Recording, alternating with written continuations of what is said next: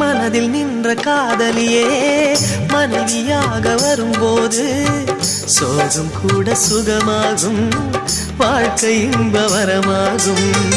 உன் வாழ்வில் செல்வங்கள் எல்லாம் ஒன்றாக சேர்ந்திட வேண்டும். பூவே உன் புன்னகை என்றும் சந்தோஷம் தந்திட வேண்டும். ஆசை காதல் கைகளில் சேர்ந்தால் வாழ்வே சொர்க்கம் ஆகுமே. ஆசை காதல் கைகளில் சேர்ந்தால் வாழ்வே சொர்க்கம் ஆகுமே.